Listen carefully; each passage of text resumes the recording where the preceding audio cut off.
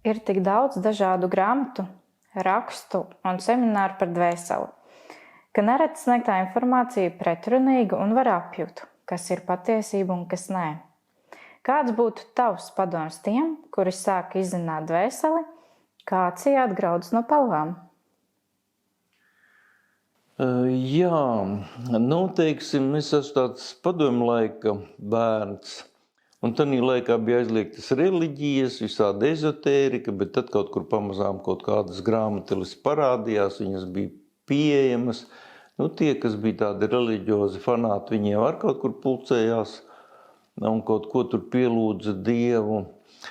Un tad, kad Padomju Savienību iznīcināja un kad viss aizgāja savā vaļā, saradās daudz reliģiju un daudz ezotērisko mācību, tad es sapratu, cik pareiza bija tā laika politika, padomju politika, jo reliģijas ir sakropļotas, viņas pārņēmuši tumšas spēki, ezotēriku visu ir pārņēmuši tumšas spēki, viņi apzināti izdod simtiem tūkstošu grāmatu ar cilvēku smaldinošām ziņām, lai nojauktu cilvēkiem prātus, jo cilvēkos ir programmas, kas cilvēku virza uz attīstību, lai cilvēks gribētu iegūt jaunas ziņas un attīstītos.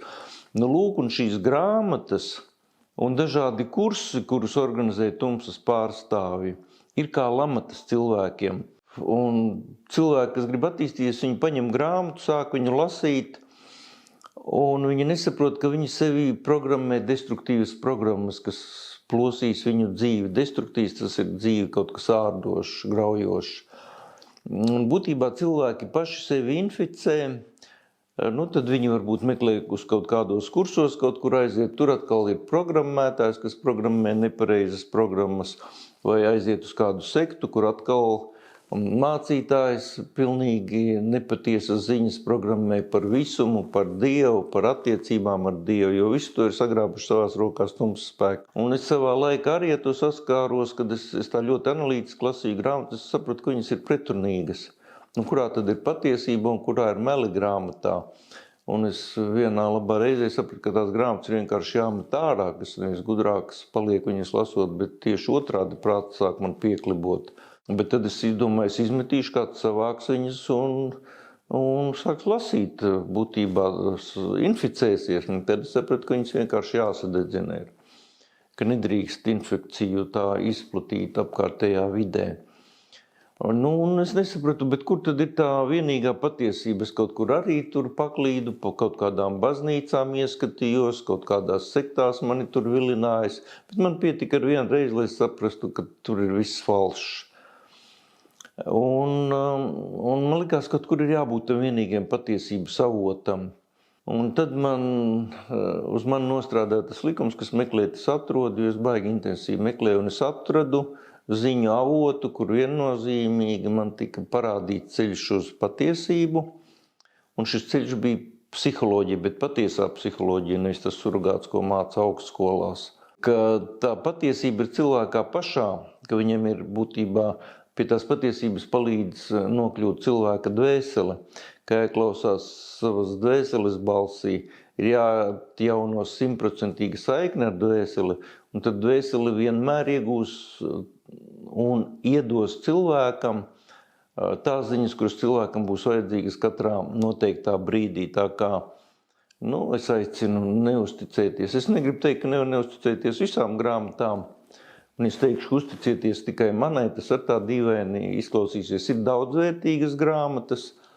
Šobrīd, ko es ieteiktu kā vienas no vērtīgākajām, droši vien Krievijas skanošos ciedrus, bet lasīt tikai oriģinālu valodā, krieviski, jo latviski grāmatas ir sakropļotas.